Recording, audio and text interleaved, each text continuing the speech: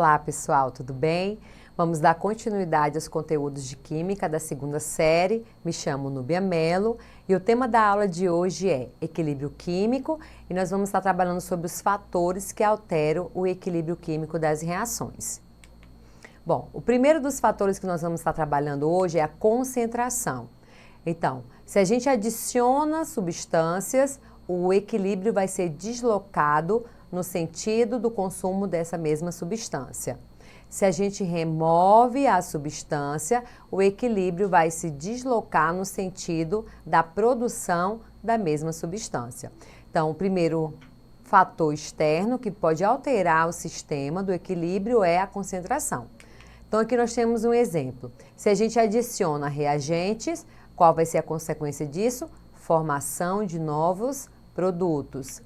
Se a gente tem adição de produtos, como consequência, nós vamos ter a formação de reagentes. E por que isso acontece? Lembrando que as reações reversíveis, elas precisam ter a velocidade da reação direta precisa ser igual à velocidade das reações inversas. Então, qual vai ser o efeito da concentração nas reações? Então, a gente observa aqui a reação química. A concentração de N2 aumenta repetidamente devido à quantidade adicionada. A resposta do sistema é voltar ao estado de equilíbrio novamente. Isso será feito diminuindo a concentração de NH2 e H2, enquanto aumenta a concentração de NH3. E isso é o que normalmente escutando quando o equilíbrio foi deslocado para a direita.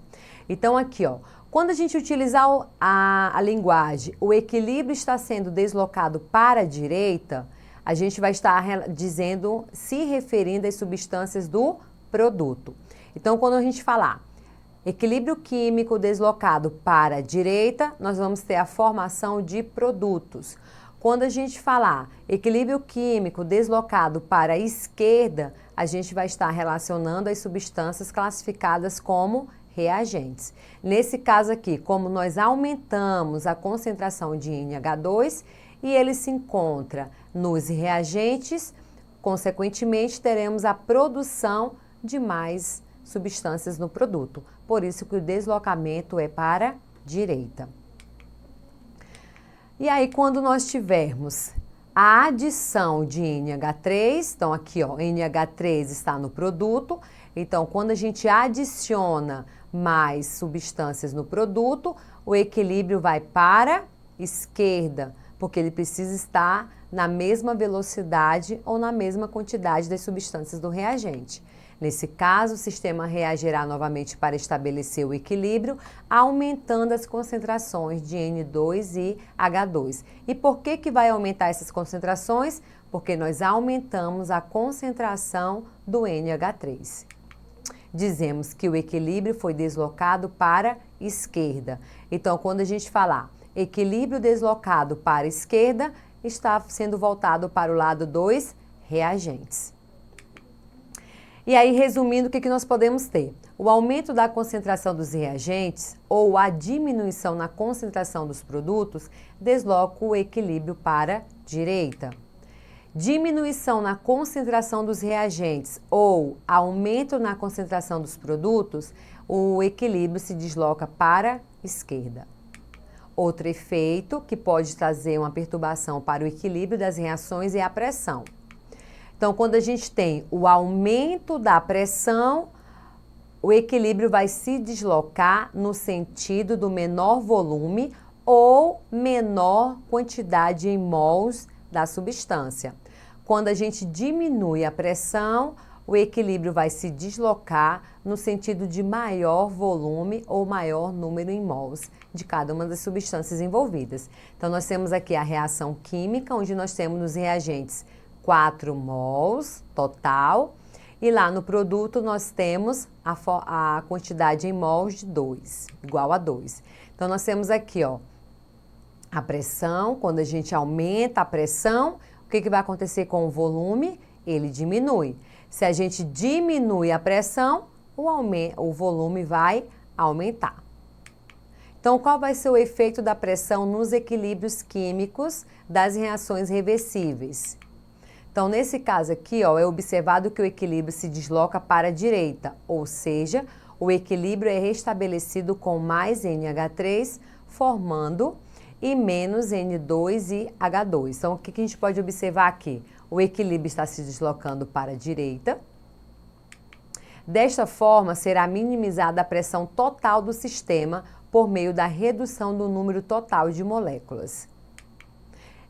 Note que, mesmo depois do restabelecimento, o equilíbrio, embora tenhamos mais NH3 e menos H2 e N2, as concentrações de todos eles aumentaram, como consequência da diminuição de volume do recipiente, ok?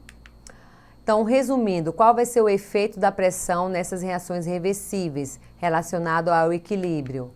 Se eu aumento a pressão do sistema, eu vou diminuir o volume no recipiente. Então, o desloque, né, o equilíbrio vai se deslocar para o lado que tiver menos moléculas gasosas.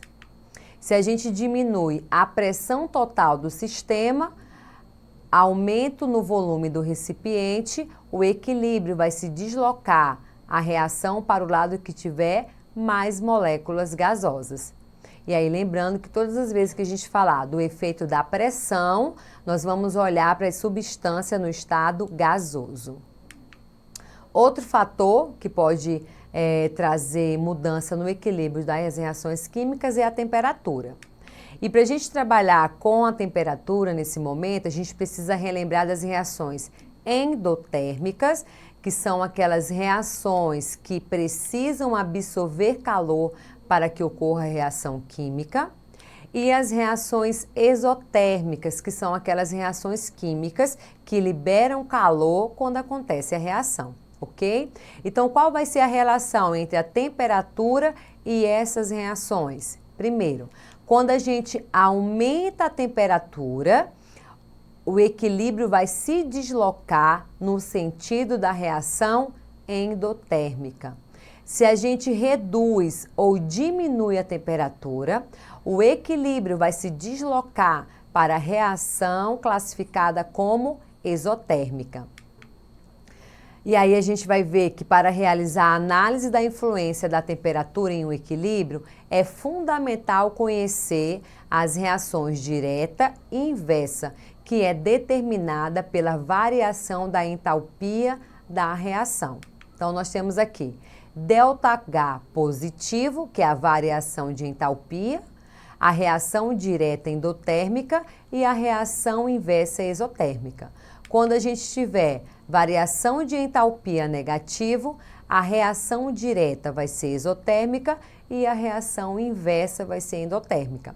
Então, antes de a gente analisar a influência da temperatura, precisamos identificar quem são as reações endotérmicas e as exotérmicas, ok? Então, a gente vai ver aqui o exemplo do efeito da temperatura nessa reação química. Então, aqui, ó, olhando para o ΔH, a variação de entalpia, nós temos que ela é negativo. Se ela é negativo, significa o quê? Que a reação direta, que é reagente formando produto, ela é exotérmica. E aqui a gente tem um produto formando reagente, então ela vai ser endotérmica, ok? Então, nesse caso, o ΔH negativo, a reação direta é exotérmica e a reação inversa é endotérmica. Assim nós temos, se aumentar a temperatura do sistema, o equilíbrio será deslocado no sentido inverso, que será a endotérmica. Então, nesse caso aqui, se a gente aumenta a temperatura, aqui nós teremos o equilíbrio nesse sentido. Daqui dos produtos para os reagentes. Por quê? Porque essa é a reação inversa e ela é classificada como endotérmica. Agora, se a gente diminuir a temperatura do sistema, o equilíbrio vai vir no sentido da direita, porque a reação direta ela é classificada como exotérmica, ok? Então, nós vamos ver aqui o primeiro exercício e nós temos um sistema químico a certa temperatura contém os gases F2, O2 e OF2. em equilíbrio, de acordo com a reação. Então, nós temos aqui a reação química e do lado dos reagentes nós temos mais 11 quilocalorias. O que isso significa? Que nós temos aqui uma reação endotérmica, porque ela precisa de energia para que ocorra a reação química, ok? Então, analise o sistema, nós podemos afirmar que... Então, aqui a gente vai estar observando a temperatura, a pressão, influenciando nesse sistema, ok? Então, nós temos aqui, afirmativa 1. Se aumentarmos a temperatura do sistema, a concentração de OF2 aumentará. Afirmativa 2. Se aumentarmos a pressão sobre o sistema, a concentração de OF2 aumentará. Terceira afirmativa. Se aumentarmos a pressão sobre o sistema, a constante de equilíbrio aumentará. Essa terceira afirmativa aqui, a gente já pode estar descartando ela, porque a gente falou nessa aula, em aulas anteriores, que a constante de equilíbrio de uma reação química, ela só pode ser alterada relacionado à temperatura. Aqui ele está falando sobre a pressão. Então, essa daqui a gente já pode descartar, ok? Se adicionarmos ao sistema um catalisador adequado, a concentração de OFO2 aumentará. Então, a gente vai estar observando aqui que a primeira afirmativa ela está certa, a segunda também está certa, a terceira está errada e a quarta também está errada. Então, a alternativa correta é a letra B, ok? Segundo exercício. Considerando a reação hipotética, A mais B reagindo, formando C mais D. Com relação ao equilíbrio químico do sistema, em temperatura constante, pode afirmar-se que a adição de reagentes ao sistema desloca o equilíbrio no sentido da formação de produto, aumentando o valor da constante de equilíbrio. Letra B. A adição de produtos ao sistema desloca o equilíbrio no sentido de formação de reagentes, diminuindo o valor da constante de equilíbrio. Letra C. A adição de reagentes ou de produtos ao sistema não afeta o valor da constante de equilíbrio. A adição de reagentes ao sistema desloca o equilíbrio no sentido de formação de reagentes, diminuindo o valor da constante de equilíbrio. E a letra E, a adição de produtos ao sistema desloca o equilíbrio no sentido da formação de produtos, aumentando o valor da constante de equilíbrio. Então, a gente vai estar observando que a alternativa correta é a letra C, porque quando a gente fala de constante de equilíbrio, lembrando, o único fator externo que pode alterar, como a gente viu na questão anterior, é a temperatura. E aqui já está falando que a temperatura ela é constante, então significa que ela não vai mudar. Então, por isso que a adição de reagentes ou de produto, que a gente está trabalhando aqui a questão da concentração, não afeta o valor da constante. E ademais, estava dizendo que alterava, ok? Então, na aula de hoje, a gente falou sobre os fatores que alteram o equilíbrio de uma reação química reversível. Não deixe de rever essa e outras aulas na plataforma Eduque. E até a próxima. Tchau, tchau.